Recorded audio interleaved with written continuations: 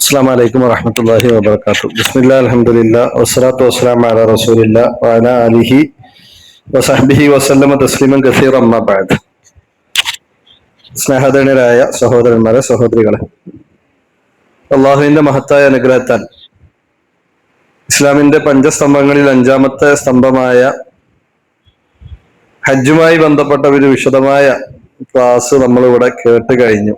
ഇനി ഹജ്ജുമായി നേരിട്ട് ബന്ധമില്ലെങ്കിലും ഹജ്ജിന്റെ കർമ്മങ്ങളുമായി ബന്ധമില്ലെങ്കിലും മദീന സന്ദർശനം എന്നുള്ളത് അതൊരു പുണ്യമുള്ള കാര്യമായി കൊണ്ട് റസൂലുള്ളാഹി സ്വല്ലല്ലാഹു അലൈഹി വസല്ലം പഠിപ്പിച്ച കാര്യമാണ്.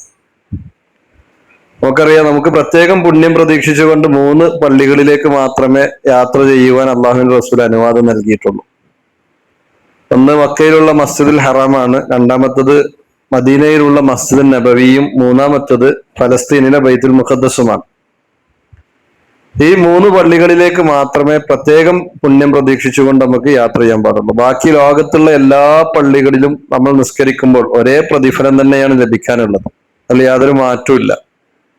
എന്നാൽ ജമാഅത്തിന് കൂടുതൽ ആളുകൾ പങ്കെടുക്കുന്ന പള്ളികൾക്ക് അതല്ലെങ്കിൽ നിസ്കാരങ്ങൾക്ക് കൂടുതൽ പ്രതിഫലമുണ്ട് എന്നതൊഴിച്ചാൽ ബാക്കി ലോകത്തുള്ള എല്ലാ പള്ളികളും ഒരുപോലെ തന്നെയാണുള്ളത്. അപ്പൊ മദീനയിലേക്ക് യാത്ര പോകുന്ന സമയത്ത് ഒരു വിശ്വാസി എന്നുള്ള നിലക്ക് നമ്മൾ മനസ്സിൽ ലക്ഷ്യം വെക്കേണ്ടത് അള്ളാഹുവിന്റെ റസൂലിന്റെ പള്ളി സന്ദർശിക്കുക എന്നത് മാത്രമാണ്. പല ആളുകളും അള്ളാഹുവിന്റെ റസൂലിന്റെ ഖബർ സന്ദർശിക്കുക എന്ന ലക്ഷ്യത്തോടു കൂടി യാത്ര ചെയ്യാറുണ്ട്. അങ്ങനെ ഒരു ലക്ഷ്യത്തോടു കൂടി യാത്ര ചെയ്താൽ ആ യാത്ര ബിദഅത്താണ്, ആ യാത്ര ഹറാമാണ്. അത് മുഖേന നമുക്ക് അള്ളാഹുവിന്റെ അടുക്കൽ നിന്ന് കൂലി കിട്ടുന്നതിന് പകരം ശിക്ഷയാണ് ലഭിക്കുക എന്നുള്ള കാര്യം നമ്മൾ മനസ്സിലാക്കണം. അപ്പൊ നമ്മുടെ ലക്ഷ്യം നബിയുടെ പള്ളി സന്ദർശിക്കലാണ്. നബിയുടെ പള്ളി സന്ദർശിക്കുമ്പോൾ അവിടെ വെച്ച് നമ്മൾ നിസ്കരിച്ചാൽ മറ്റു പള്ളികളിൽ വെച്ച് നിസ്കരിക്കുന്ന, മസ്ജിദുൽ ഹറം ഒഴിച്ച് മറ്റു പള്ളികളിൽ വെച്ച് നിസ്കരിക്കുന്ന നിസ്കാരത്തെക്കാൾ 1000 ഇരട്ടി പ്രതിഫലമാണ് അവിടെയുള്ള റക്അത്തുകൾക്ക് അള്ളാഹു, അല്ലെങ്കിൽ അവിടെയുള്ള നിസ്കാരങ്ങൾക്ക് അള്ളാഹു റസൂൽ സല്ലല്ലാഹു അലൈഹി വസല്ലം പഠിപ്പിച്ചു തന്നിട്ടുള്ളത്. ഇപ്പോ ഹജ്ജിന് പോകുന്ന ആളുകൾ 2 രൂപത്തിലുണ്ടാകാം. ആദ്യം മദീനത്ത് പോകുന്ന ആളുകൾ ഉണ്ടാകും, അതല്ലെങ്കിൽ ഹജ്ജ് കഴിഞ്ഞതിന് ശേഷം മദീനത്ത് പോകുന്ന ആളുകൾ ഉണ്ടാവും. അപ്പോൾ ആദ്യം മദീനത്ത് പോകുന്ന ആളുകളെ സംബന്ധിച്ചിടത്തോളം നേരത്തെ പറഞ്ഞതുപോലെ വിമാനത്തിൽ വെച്ചുകൊണ്ടുള്ള ഒരു ഇഹ്റാമിൽ പ്രവേശിക്കേണ്ട ആവശ്യമോ അങ്ങനെയൊന്നും ഉണ്ടാവില്ല. അവർ നേരെ സാധാരണ വസ്ത്രത്തിലായിക്കൊണ്ട് പോകുന്നു. ഈ പറഞ്ഞ പോലെ ഉംറക്ക് വേണ്ടിയുള്ള കുളി നമ്മുടെ നാട്ടിൽ നിന്ന് കുളിക്കേണ്ട ആവശ്യമില്ല, ഒന്നും വേണ്ട. നമ്മൾ സാധാരണ എങ്ങനെയാണ് ഒരു യാത്ര പോകുന്നത്, ആ യാത്ര എന്നുള്ള നിലക്കുള്ള ഒരു യാത്ര പുറപ്പെടലാണ് ഉണ്ടാവുള്ളൂ. പിന്നെ ജിദ്ദയിൽ ചെന്ന് ഇറങ്ങിയതിനു ശേഷം മദീനയിലേക്ക് ബസ്സിൽ യാത്ര ഉണ്ടാവും. അങ്ങനെ മദീനത്തെത്തി പിന്നീട് നമ്മളെ സംബന്ധിച്ചിടത്തോളം മദീനയിലുള്ളത് എന്ന് പറഞ്ഞാൽ മാക്സിമം മസ്ജിദുൽ നബവി ഉപയോഗപ്പെടുത്തുവാൻ ആവശ്യമായ രൂപത്തിൽ നമ്മൾ നമ്മളെ സമയം ചെലവഴിച്ച് അവിടെ ഉള്ള നിസ്കാരത്തിലും മറ്റും പങ്കെടുക്കുക എന്നുള്ളത് തന്നെയാണ്. പിന്നെ സ്വാഭാവികമാണ് മദീനയുടെ തൊട്ടടുത്തുള്ള ഖുബ പള്ളി എന്ന് പറയുമ്പോൾ ആദ്യമായി കൊണ്ട് നബി സല്ലല്ലാഹു അലൈഹി വസല്ലമ മദീനയിൽ എത്തിയ സമയത്ത് ഹിജ്റ കഴിഞ്ഞ് ആദ്യമായി മദീനയിൽ അള്ളാഹുവിന്റെ റസൂൽ സ്ഥാപിച്ച പള്ളിയാണ് ഖുബ. എല്ലാ ശനിയാഴ്ച ദിവസവും റസൂലുള്ളാഹി സ്വല്ലല്ലാഹു അലൈഹി വസല്ലമ ഖുബയിലേക്ക് ഒന്നുകിൽ നടന്നുകൊണ്ടോ അതല്ലെങ്കിൽ വാഹനപ്പുറത്തോ പോയി അവിടെ 2 റക്അത്ത് നിസ്കരിക്കുകയും ഖുബയിലുള്ള ആളുകളെ സന്ദർശിക്കുകയും ചെയ്യാറുണ്ടായിരുന്നു എന്നാണ്.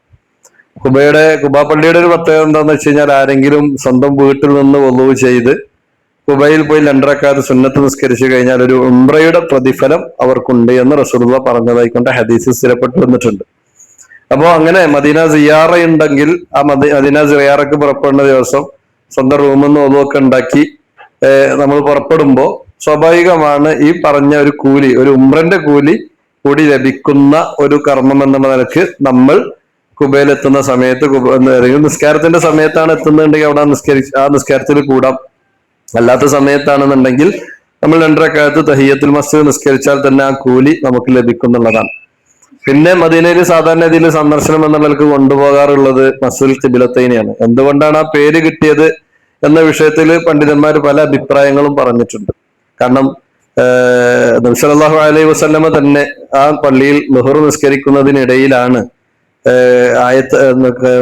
മസ്ജിദുൽ അഖ്സയിൽ നിന്ന് ഖിബില മസ്ജിദുൽ ഹറമിലേക്ക് മാറ്റിയതായിക്കൊണ്ട് ആയത്ത് അവതരിപ്പിച്ചപ്പോൾ നബി തന്നെ ഇമാമത്ത് നിൽക്കുന്നതുകൊണ്ട് നിസ്കരിക്കുന്ന സാഹചര്യം അവിടെ ഉണ്ടായിരുന്നത്.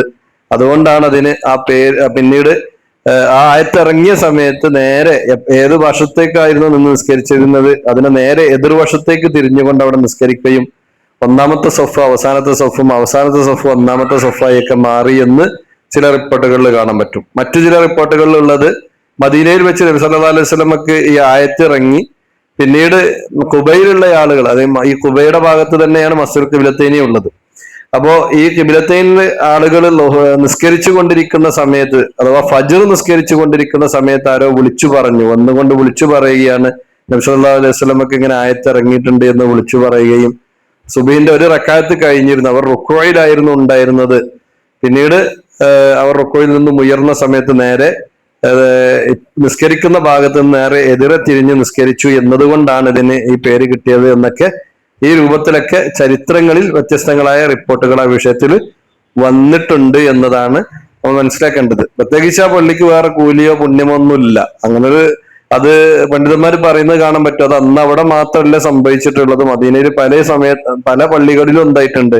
ഈ കിബിലമാറ്റവുമായി ബന്ധപ്പെട്ട വിഷയത്തിൽ ഇങ്ങനെ സംഭവിച്ചിട്ടുണ്ട്. നിസ്കരിക്കുന്ന ഇടയിൽ ആളുകൾ വന്ന് പറഞ്ഞപ്പോൾ തിരിഞ്ഞു നിസ്കരിച്ചു. എന്നാൽ ഈ പള്ളിക്ക് അങ്ങനെ ഒരു ചരിത്രപരമായി കൊണ്ട് പഴയ കാലം മുതൽ തന്നെ മസ്ജിദുൽ ഖിബ്ലത്തൈൻ എന്ന പേരിൽ അത് അറിയപ്പെടുന്നുണ്ട് എന്നതുകൊണ്ട് ആ പള്ളിയും ഒന്ന് ചിലപ്പോൾ സന്ദർശിക്കാൻ അവസരം കിട്ടും.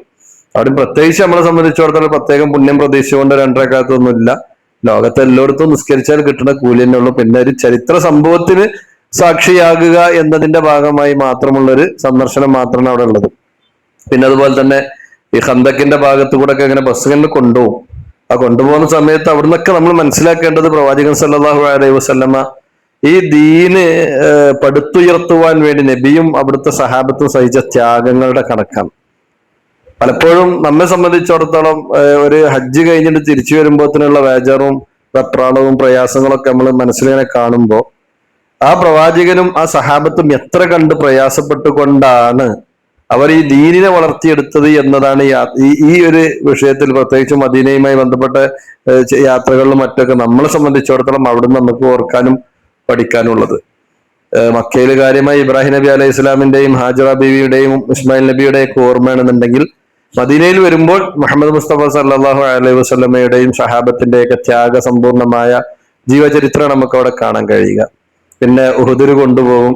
അങ്ങനെ ഉഹുദൊക്കെ പോയി കാണുമ്പോൾ ഉഹുദിന്റെ പ്രത്യേകത, ഉഹുദ് മലയെ കുറിച്ച് റസൂലുള്ളാഹി പറഞ്ഞത് ഉഹുദ് മല നമ്മെ അഥവാ വിശ്വാസികളായ നമ്മെ ഇഷ്ടപ്പെടുന്നു എന്നാണ്. അതുപോലെ തന്നെ വിശ്വാസികൾ ഉഹുദിനെയും ഇഷ്ടപ്പെടുന്നു എന്നാണ്. അവിടെ ചെന്ന് കഴിഞ്ഞാൽ സ്വാഭാവികമാണ് ഉഹുദ് യുദ്ധം നടന്ന ഇടവും അതിന്റെ ഉള്ളില് അന്ന് വഫാത്തായ സഹാബത്തിന്റെ ഖബറുകളൊക്കെ കാണാൻ പറ്റും. നമ്മളെ സംബന്ധിച്ചിടത്തോളം ഒരു മക്ബറയിൽ ചെല്ലുന്ന സമയത്ത് എന്താണോ ചെയ്യാനുള്ളതാണ് അവിടെ ചെയ്യാനുള്ളത്. അഥവാ ആ ഖബറിന്റെ നേരെ നോക്കി അസ്സലാമു അലൈക്കും യാ ദാറ ഖൗമിൽ മുഅ്മിനീൻ ഇന്ന ഇൻഷാ അല്ലാഹു ബിക്കും ലാഹിഖൂൻ അസ്അലുല്ലാഹ ലനാ വലക്കുമുൽ ആഫിയ എന്ന് പറഞ്ഞ് അവർക്ക് വേണ്ടി പ്രാർത്ഥിക്കുകയും സലാം ചൊല്ലുകയൊക്കെ ചെയ്യുക. അവിടെ ചെന്നാലും അവരോട് പ്രാർത്ഥിക്കുന്ന ആളുകളൊക്കെ നമുക്ക് കാണാൻ കഴിയും. അതുപോലെ തന്നെ ഭയങ്കര രസമാണ്. അവിടെ ജബൽ റുമാത്ത് പറഞ്ഞ ചെറിയൊരു കുന്നുണ്ട്. ഈ കുന്നുമെന്ന് മണ്ണൊക്കെ വാരി എന്താണ് പറയാ കവറിലാക്കി ബാഗിലാക്കി കൊണ്ടുവരുന്ന മനുഷ്യന്മാരൊക്കെ കാണാം. ഒരു കാര്യമില്ലാത്ത ഏർപ്പാടാണ്. മാത്രമല്ല എന്നിട്ട് അതിങ്ങനെ കുറഞ്ഞിട്ട് ലാസ്റ്റ് ലഗേജ് ഇട്ടണ നേരത്ത് ലഗേജ് കനം കൂടി കഴിഞ്ഞാൽ ആ മണ്ണൊക്കെ ആ റൂമിലിട്ട് പോവുകയും ചെയ്യും. ഇത് അവിടെ അങ്ങനെ ഒരു മണ്ണിനോ അതല്ലെങ്കിൽ അവിടുത്തെ എന്തിനെങ്കിലും ആ നിലക്കൊരു ബറക്കത്തും ഇല്ല. പിന്നെ മാത്രമല്ല ഈ ബറക്കത്ത് ഉണ്ട് എന്നുണ്ടെങ്കിൽ തന്നെ നമ്മൾ മനസ്സിലാക്കേണ്ടത് അത് ആ ഭൂമിയിൽ അവിടെ കിടക്കുമ്പോഴേ ഉള്ളൂ. അവിടുന്ന് എടുത്തു കഴിഞ്ഞാൽ അതോടുകൂടി എന്തായി അതിന്റെ ബറക്കത്ത് ഇല്ലാതെയായി എന്നുള്ളതാണ് നമ്മൾ അതുമായി ബന്ധപ്പെട്ട് നമ്മൾ മനസ്സിലാക്കേണ്ടത്. അപ്പൊ അതുകൊണ്ട് ഏതായിരുന്നാലും അങ്ങനത്തെ കാര്യങ്ങളൊന്നും ഇല്ല. നമ്മളെ സംബന്ധിച്ചിടത്തോളം അവിടെ ഇങ്ങനത്തെ സ്ഥലങ്ങളിലൊക്കെ പോകുമ്പോൾ അവിടെ വെച്ചുകൊണ്ട് അവിടെയുള്ള ആ മരിച്ചു കിടക്കുന്ന സഹാബിമാർക്ക് വേണ്ടി നമ്മൾ പ്രാർത്ഥിക്കുക എന്നതൊഴിച്ചാൽ വേറൊന്നുമില്ല. പിന്നെ നമ്മളെ സംബന്ധിച്ചിടത്തോളം അവിടെ മസ്ജിദ് നബിയിൽ തന്നെയുള്ള ജന്നത്ത് എന്താണ് റൗളത്തും മിൻ റിയാദിൽ ജന്ന എന്നുള്ള ഭാഗമാണ്. ഇപ്പോ ഫുള്ള് ആപ്പിലൂടെ ബുക്ക് ചെയ്ത് കിട്ടിയാൽ കയറാവുന്ന സിസ്റ്റമാണുള്ളത്. പണ്ടൊക്കെ തള്ളി കയറുന്ന രീതികളാണെന്നുണ്ടെങ്കിൽ ഇപ്പൊ അങ്ങനെയല്ല. നമ്മളെ ന്യൂസ് ആപ്പിലൂടെയും മറ്റൊക്കെ എന്താക്കുന്നു, നമ്മളത് കഷ്ടപ്പെട്ട് നമ്മൾ ഇരുന്ന് അതിന്റെ ഡേറ്റ് ഒക്കെ എടുത്ത് കിട്ടിക്കഴിഞ്ഞാൽ അവിടെ അവിടെ നിലവില് ഇപ്പൊ കഴിഞ്ഞ റമളാനിലൊക്കെ പോയ സമയത്ത് ഈ രൂപത്തിൽ തന്നെ നമ്മൾ സാധനം എടുക്കുകയാണ്.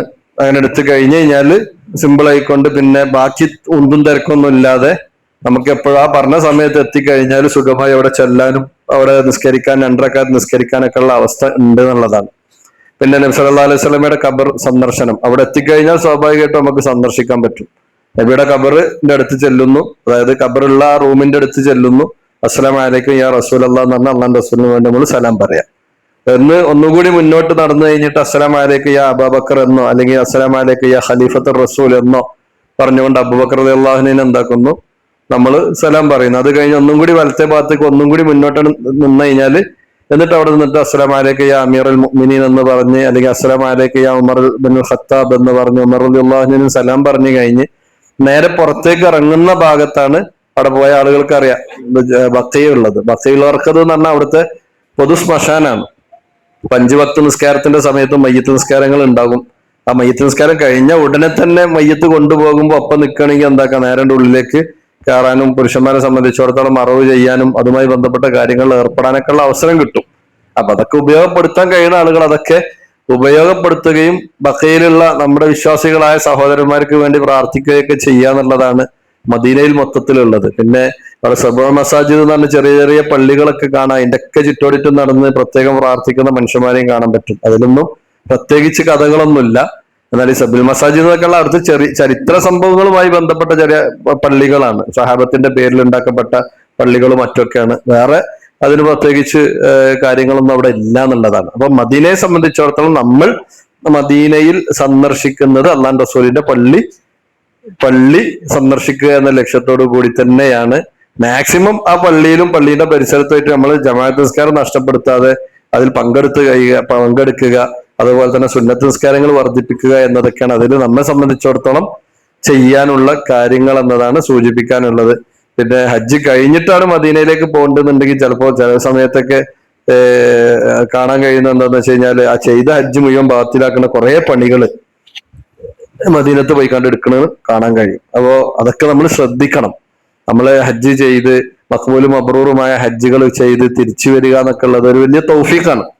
അള്ളാഹുവിന്റെ അതിഥികളായിക്കൊണ്ടാണ് നമ്മൾ പോകുന്നത് എന്നതുകൊണ്ട് തന്നെ നമ്മളിപ്പോ ഒരു വീട്ടിക്ക് വിരുന്ന് പോയാല് അവിടെ പോയി കണ്ട് ആകണ്ട എരപ്പാക്കിയിട്ട് പോകുന്ന പിന്നെ ആ പെരീക്ക് രണ്ടാമത് പോകാൻ ഉണ്ടാവില്ല. ആരും വിളിച്ചില്ല, അവസരം കിട്ടിക്കൊള്ളണമെന്നില്ല. അത് നമ്മളെല്ലാം ശ്രദ്ധിക്കണം. ഏറ്റവും നല്ല രൂപത്തിൽ തന്നെ പോയി ആ വീട്ടുകാർക്ക് പ്രയാസമില്ലാത്ത രൂപത്തിൽ നമ്മൾ തിരിച്ചു വരികയാണെന്നുണ്ടെങ്കിൽ നമ്മൾ വന്നതുകൊണ്ട് അവർക്ക് സന്തോഷം ഉണ്ടാവുള്ളൂ. എന്നതുപോലെ അള്ളാന്റെ അതിഥികളായി കൊണ്ട് പോകുമ്പോൾ ആ അതിഥികൾ എങ്ങനെയാണ് ഒരു വീട്ടിൽ കാര്യങ്ങൾ കൈകാര്യം ചെയ്യുന്നത് ആ രൂപത്തിൽ തന്നെ നമ്മൾ കൈകാര്യം ചെയ്യാൻ ശ്രദ്ധിക്കേണ്ടതുണ്ട് എന്നതാണ് ഈ വിഷയവുമായി ബന്ധപ്പെട്ട് സൂചിപ്പിക്കാനുള്ളത്. ഇൻഷാ അല്ലാഹ് നമുക്ക് ഇനി നിസ്കാരത്തിന്റെ ശേഷം ഒരല്പസമയം കൂടി വേണമെങ്കിൽ അഥവാ സംശയങ്ങളോ മറ്റൊക്കെ ഉണ്ടെന്നുണ്ടെങ്കിൽ തീർക്കാൻ വേണ്ടി ഇവിടെ ലത്തീഫുല്ലമി ഉണ്ട്. അദ്ദേഹം കാര്യങ്ങൾ പറഞ്ഞുതരും ഇൻഷാ അല്ലാഹ്. അപ്പോ നിസ്കാരത്തിന്റെ ശേഷം വേണമെങ്കിൽ നമുക്കൊന്നുകൂടി കയറി സംശയ നിവാരണമൊക്കെ നടത്തിയിട്ട് താല്പര്യമുള്ള ആളുകൾ മാത്രം വന്നാൽ മതി. എല്ലാവരും നിർബന്ധമായിട്ട് വരണമെന്നില്ല. ഇതുവരെ പറഞ്ഞ കാര്യങ്ങളുമായി ബന്ധപ്പെട്ടും ഇനി എന്തെങ്കിലും അറിയേണ്ടതുണ്ടെന്നുണ്ടെങ്കിലും നമുക്ക് അപ്പം ഒന്നുകൂടി എന്താക്കാവുന്നതാണ്, കൂടാവുന്നതാണെന്ന് പറഞ്ഞ് താൽക്കാലികമായി ഇപ്പോൾ അവസാനിപ്പിക്കുന്നു. അസ്സലാമു അലൈക്കും വറഹ്മത്തുള്ളാഹി വബറകാതുഹു.